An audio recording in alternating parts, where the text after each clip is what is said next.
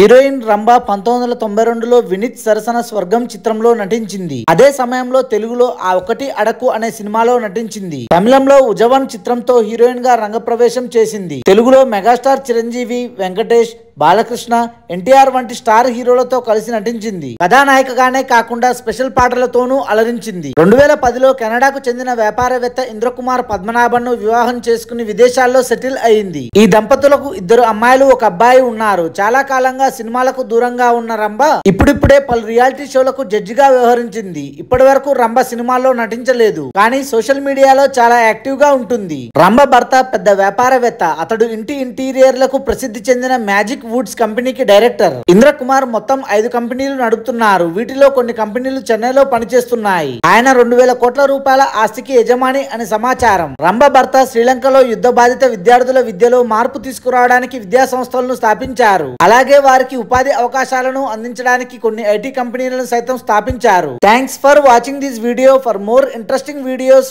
Please do subscribe.